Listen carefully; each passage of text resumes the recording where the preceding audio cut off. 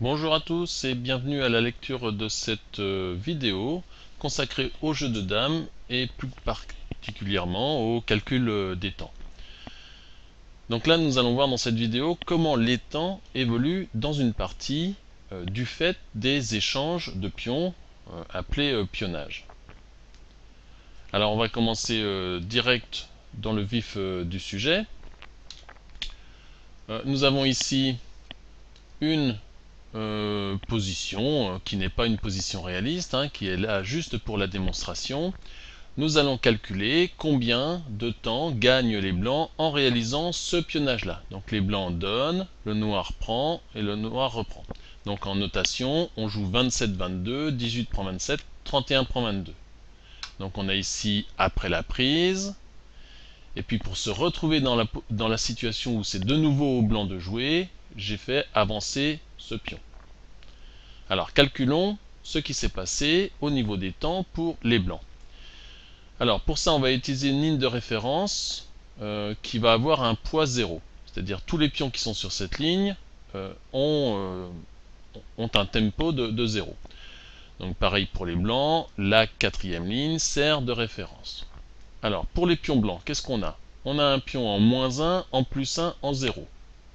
Donc globalement, avant le pionnage, les blancs ont un tempo de 0.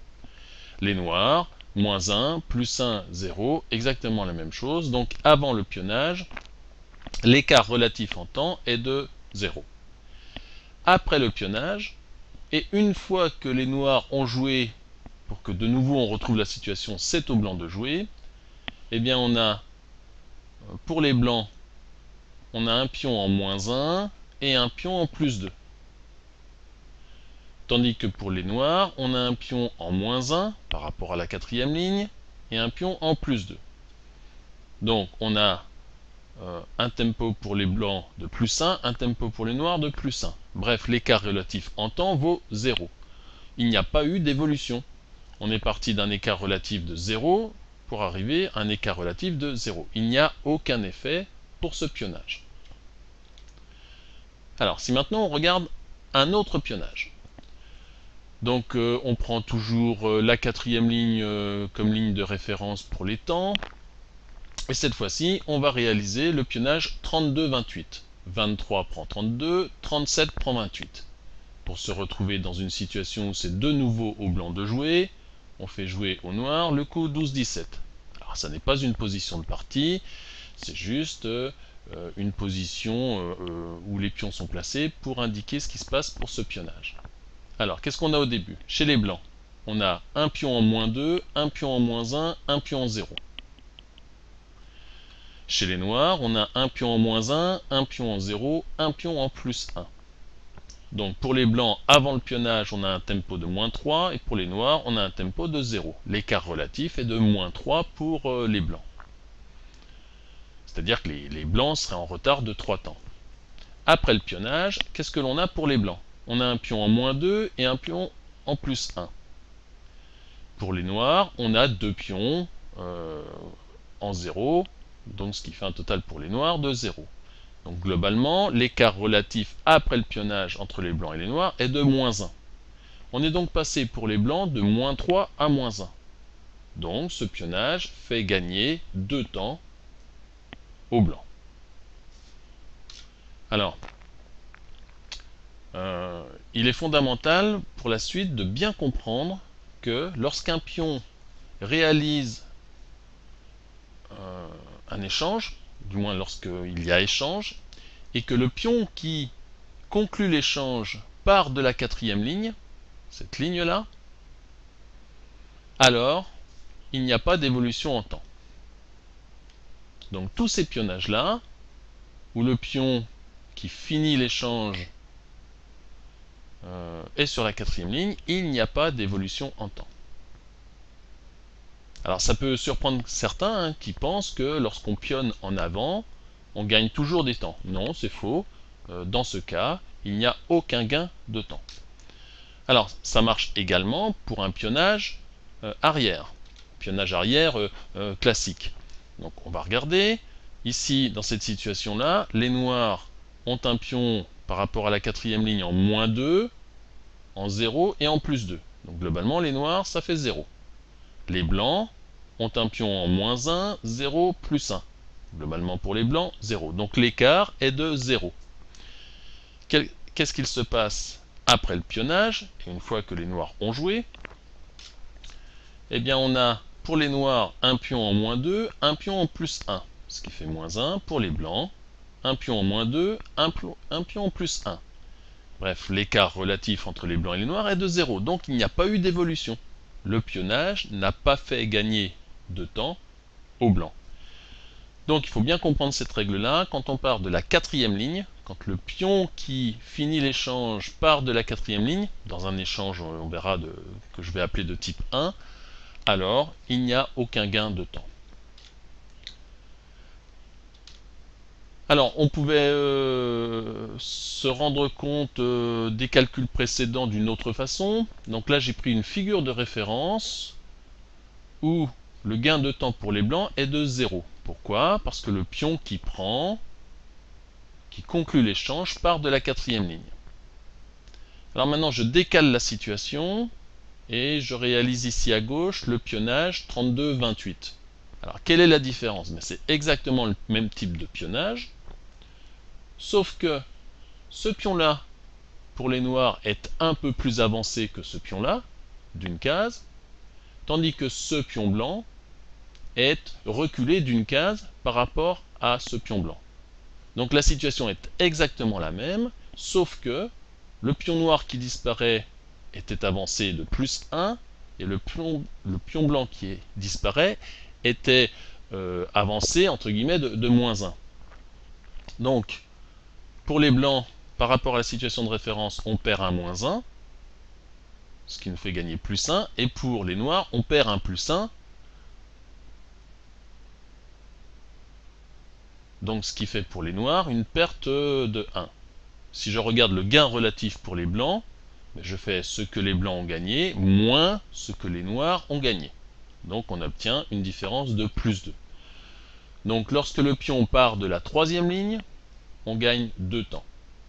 On peut faire la même chose lorsque l'on part d'une ligne encore supérieure. Ici, le pion qui va finir l'échange, si par exemple on fait 23, 19, 14 prend 23, 28 prend 19, donc le pion part de la cinquième ligne, et bien c'est exactement la même situation que la situation du milieu, sauf que les blancs perdent un pion avancé de plus 1, tandis que les noirs perdent un pion avancé de moins 1.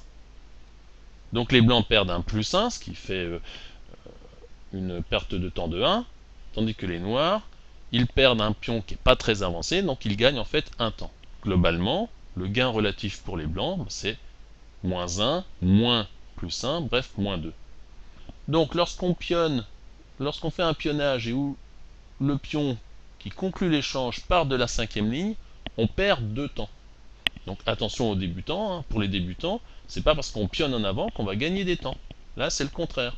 On pionne en avant et on perd 2 temps. Alors, on va pas faire toutes les situations. Il faut surtout avoir en tête cette figure où on prend des pionnages classiques, un pionnage arrière où le pion noir est au-dessus du groupe de pions blancs, un pionnage avant où le pion noir est au-dessus du groupe de pions blancs. Je vais appeler ça des pionnages de type 1. On verra qu'il y en a d'autres qui ne donnent pas le même calcul. Et ce qu'il faut retenir, c'est très simple en fait. Lorsque le pion qui conclut l'échange, celui-là par exemple, ou celui-là, part de la quatrième ligne, alors il n'y a aucun gain de temps. Exemple, quand vous placez un pion taquin par 30, 24, 19, 30, 35, 24, il n'y a aucun gain de temps. Donc c'est pas vraiment c'est pas un coup d'attaque de placer un pion taquin. Ça ne fait pas gagner des temps. C'est un coup positionnel. Si maintenant le pion part de la cinquième ligne, on perd 2 temps. De la sixième, on perd 4 temps. Et si on part de la septième ligne, on perd 6 temps. Inversement, lorsqu'on part de la troisième ligne, on gagne 2 temps. De la deuxième ligne, on gagne 4 temps. Et si on part de la toute première ligne, on gagne 6 temps. Donc ça, c'est très important à retenir et c'est relativement facile à retenir pour peu qu'on retienne que le point médian, c'est la 4e ligne. Alors, si maintenant on a affaire à des échanges composés, par exemple 27-22, 31 prend 11, 6 prend 17. Eh bien, on va décomposer ce pionnage en deux pionnages. Il y a d'abord celui-là, puis celui-là. Alors, ce premier pionnage ne fait pas gagner de temps pour les blancs. Pourquoi? Parce que le pion qui conclut l'échange part de la 4e ligne.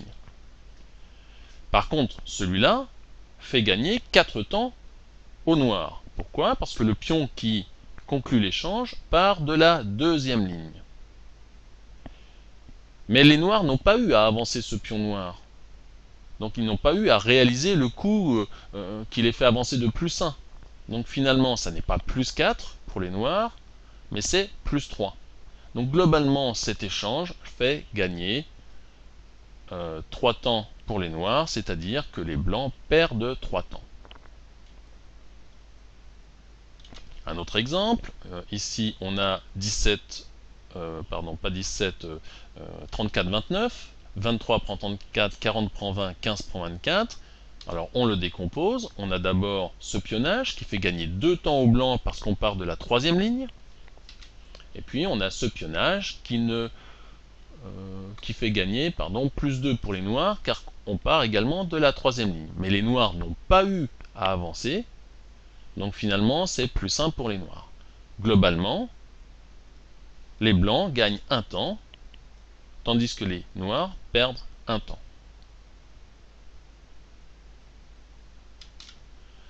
Alors l'évolution, il faut toujours se rappeler qu'elle est relative. Donc par exemple ici, les blancs ont gagné 1 temps, les noirs moins 1, donc il faut... si les blancs gagnent 1 temps, les noirs perdent 1 temps. Et là, pour faire le calcul, j'ai pris par rapport aux blancs, j'ai pris par rapport aux noirs. Donc si les noirs gagnent ici 1 temps, les blancs perdent 1 temps. Donc l'évolution des blancs est bien de 2 moins 1, 1. Donc ce genre de pionnage fait gagner 1 temps aux blancs. Alors on va regarder maintenant un exemple très particulier où on a un pionnage mais qui n'est pas de type 1. Ici on a vu que ça rapportait 0 temps pour les blancs. Ici on a un pionnage où c'est un pion de la 4e ligne qui conclut l'échange, mais ça va avoir pour conséquence dans ce cas-là de faire gagner plus 6 temps pour les blancs. Pourquoi? Simplement pour le fait que ce pion blanc par rapport à cette situation est reculé de 2 cases, et ce pion-là, par rapport à celui-là, est avancé de 4 cases. Donc les noirs perdent un pion par rapport à cette situation-là qui était beaucoup plus avancé, et les blancs perdent un pion qui était moins avancé. Globalement, vous verrez, ça fait gagner 6 temps aux blancs. Ici, une autre situation, on a vu que lorsque le pion part de la 4, 5, 6, 7, ça fait perdre 6 temps aux blancs. Et bien dans ce cas, ce pionnage-là, malgré le fait que le pion qui conclut l'échange part de la 7e ligne, eh bien ça ne fait pas perdre de temps aux blancs. Donc attention à la règle de la 4e ligne, elle ne fonctionne que pour des échanges, ceux qui sont les plus fréquents de ce type-là, donc ça ne fait pas gagner de temps, ou de ce type-là pour ce qui est des pionnages arrière, ça ne fait... Donc la règle, c'est si le pion qui prend part de la 4e ligne c'est 0, mais là on a moins 2, moins 4, moins 6. Bon, cette règle ne marche que pour les pionnages entre guillemets classiques que j'ai appelés de type 1. Alors vous pourrez vérifier, et ce sera une notion très importante dans la suite, ce qu'on appelle en fait les temps virtuels, mais on verra ça plus tard dans une autre vidéo. On a ici un pionnage, un échange, qui est extraordinaire au niveau de l'évolution des temps. Vous vérifierez par vous-même, ce pionnage, cet échange fait gagner 14 temps pour les blancs. Donc c'est extraordinaire, la réserve de temps que possède finalement ce pion adverse pour les blancs. Je vous remercie.